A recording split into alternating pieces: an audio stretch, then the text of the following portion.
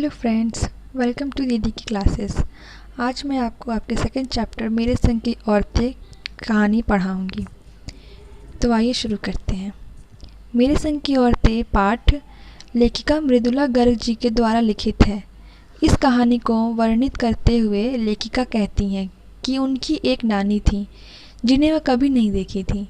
लेखिका की माँ का विवाह होने से पहले ही उनकी नानी की मृत्यु हो चुकी थी।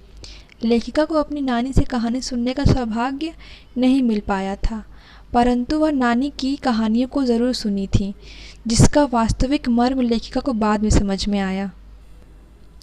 लेखिका अपनी नानी के बारे में बताते हुए कहती हैं कि उनकी नानी एक पारंपरिक अनपढ़ और पर्दा करने वाली महिला थी, जिनके पति विवाह के पश्चात उन्हें छोड़कर वकालत करने विदेश चले गए थे। वहाँ से पढ़कर लौटने के बाद लेखिका के नाना पर विदेश रहन सहन का रंग दिखने लगा, पर लेखिका की नानी पर उसका कोई असर ना हुआ था। आगे लेखिका कहती है कि जब कम उम्र में नानी ने स्वयं को मृत्यु के नज़दीक पाया तो 15 वर्षीय इकलौती पुत्री यानी लेखिका की माँ की शादी की चिंता उन्हें डरा दिया। तत्पश्चात इसी चिंता के कारण नानी पहले की अपेक्षा अधिक बोलने वाली बन गई। एक दिन नानी ने नाना से कहा कि वह अपने दोस्त स्वतंत्रता सेनानी प्यारे लाल शर्मा से मिलने की इच्छुक हैं। नाना ने बिना किसी सवाल जवाब के अपने दोस्त को लाकर नानी के समक्ष खड़ा कर दिया। नानी ने स्वतंत्रता सेनानी प्यारे लाल शर्मा से कहा, आप मुझे वचन दीजिए कि मेरी लड़की के लिए वर आप तय करेंगे। मैं नहीं चाहती कि मेरी बेटी का विवाह मेरे पति जैसे साहब से हो। आप खुद के जैसा आज़ादी का सिपाही ढूंढकर उसकी शादी करवा दीजिएगा। आगे लेखिका कहती है कि नानी की मर्ज़ी के अनुसार मेरी माँ की शादी एक पढ़े लिखे लड़के यानी मेरे पिता के साथ हो गई, जिन्हें बाद में स्वतंत्रता आंदोलन में सक्रिय रहने के अपराध में ICS की परीक्षा में बैठने से रोक दिया गया। लेखिका कहती है कि मेरी माँ नानी और गांधी जी की तरह ही सादा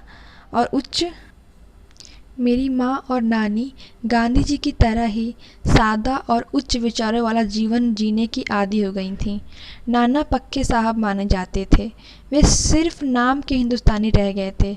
बाकी चेहरे मोहरे, रंग ढंग, पढ़ाई लिखाई सब में अंग्रेज थे। लेखिका कहती हैं कि मज़े की बात यह है कि गांधी, नेहरू या मेरे पिताजी के घर वाले हों या फिर आज़ादी की जंग लड़ने वाले ही क्यों न हों, सभी अंग्रेज़ों के बड़े प्रशंसक थे। लेखिका अपनी माँ के बारे में बताते हुए कहती हैं कि मैंने कभी उन्हें भारतीय माँ जैसा नहीं पाया था। न कभी वह हमें दुलार या लाड प्यार दी, न कभी हमारे लिए खाना बनाया और ना ही कभी अच्छी पत्नी बहू होने की सीख दी। उनका अधिकतर समय पुस्तकें पढ़ने में गुजरता था, बाकी का समय साहित्य चर्चा और संगीत सुनने में बीतता था, जो ये काम वह बिस्तर पर लेटे लेटे किया करती थी। घर में पिताजी माँ की भूमिका निभा लिया करते थे।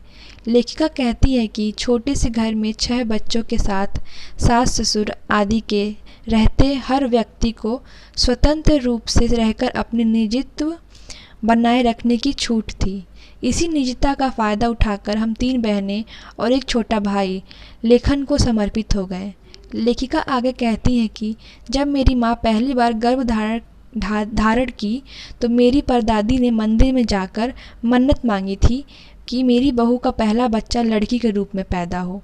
वैसे घर में पहला बच्चा हर बहू का लड़का पैदा होता रहा था, लेकिन परदादी की मन्नत भी भगवान ने कुछ ऐसा सुना कि एक के बाद एक करके 5 बेटियों ने जन्म लिया था। लेखिका माँजी और चोर के बारे में बताते हुए कहती है कि माँजी के सामने अच्छे बड़े नामी चोर भी फंस जाया करते थे। एक रोज़ तो एक नामी चोर माँजी के कमरे में घुस आया। फिर क्या था, माँजी ने उसकी ऐसी खबर ली कि बेचारा किसी लायक न रह गया। तब से वह चोरी का धंधा छोड़कर खेती किसानी में लग गया था। लेखिका ने बाद में जब उस चोर को देखा तो वह भला मानुस सीधा साधा बूढ़ा लगा। जब 15 अगस्त 1947 को भारत आज़ादी के जश्न में डूबा था, तब लेखिका बीमार थीं। वह उस समय 9 साल की बच्ची थीं। लेखिका लेखिका के बहुत रोने धोने पर भी उसे इंडिया गेट जाकर जश्न में शामिल नहीं होने दिया गया। लेखिका और उसके पिताजी के अलावा घर के सभी लोग बाहर जा चुके थे। बाद में पिताजी ने उसे ब्रदर्स कारामज़ोव नामक उपन्यास पकड़ा दिया था। तत्पश्चात लेखिका उपन्यास पढ़ने में व्यस्त हो गई थीं और पिताजी अपने कमरे में अपनी किताबें पढ़ने लगे थे। लेखिका कहती है कि ये माँ जी की मन्नत का प्रभाव रहा होगा कि मैं और मेरी चारों बहनें लड़की होकर भी किसी हीन भावना का शिकार नहीं हुए। लेखिका कहती है कि पहली लड़की जिसके लिए परदादी मन्नत मांगी थी वह मैं नहीं बल्कि मेरी बड़ी बहन मंजू भगत थी, जिसका घर का नाम रानी था। दूसरे नंबर पर मैं थी और मेरा घर का नाम उमा था। मुझसे छोटी बहन का नाम गौरी है, जिसे बाहर में सब चित्रा के नाम से जानते हैं। वह नहीं लिखती। तत्पश्चात 2 छोटी बहनों का नाम क्रमशः रेणु और अलचा था। हम 5 बहनों के बाद एक भाई हुआ जिसका नाम राजीव था। लेखिका कहती है कि वक्त की मांग को ध्यान में रखकर मेरी बहन अचला अंग्रेज़ी में लिखती है और भाई राजीव हमारी ही तरह हिंदी में लिखता है। आगे लेखिका कहती है कि विवाह पश्चात मैं बिहार के एक छोटे कस्बे जिसका नाम डालमिया नगर था वहाँ रही, जहाँ की एक अजीब बात थी कि मर्द औरतें, फिर चाहे वे पति पत्नी ही क्यों ना हो, पिक्चर देखने भी जाते तो अलग अलग जगहों पर बैठते थे। मैं दिल्ली से कॉलेज की नौकरी छोड़कर वहाँ पहुँची थी और नाटकों में अभिनय करने की शौकीन रही थी। लेखिका कहती है कि मैंने वहाँ से चलन से हार नहीं मानी। लगभग साल भर के अंदर उन्हीं शादीशुदा औरतों को पराए मर्दों के साथ नाटक करने के लिए मना लिया था। वहाँ अगले 4 साल तक हमने मिलकर कई नाटकों में काम किए। अकाल राहत कोष के लिए भी उन्हीं के माध्यम से पैसा भी जुटाया। बाद में मैं कर्नाटक चली आई थी। तब तक मेरे 2 बच्चे हो चुके थे जो स्कूल जाने लायक की उम्र में पहुँच रहे थे। पर लेखिका कहती है कि वहाँ कोई बढ़िया गुणवत्ता युक्त स्कूल नहीं था। तत्पश्चात लेखिका ने स्वयं का एक प्राइमरी स्कूल खोला। वह कहती हैं कि मेरे बच्चे तथा दूसरे अफसरों या अधिकारियों के बच्चे उसी स्कूल में पढ़े थे। बाद में दूसरे अच्छे स्कूलों में भी प्रवेश भी पा गए। ऐसे बहुत अवसर पाए गए कि लेखिका अपने जुझारू और जिद्दीपन के नमूने पेश करती रहीं, परंतु वह सबसे ज़्यादा ख्याति हासिल की अपने लेखन कला में। Okay friends, that's the end of the video.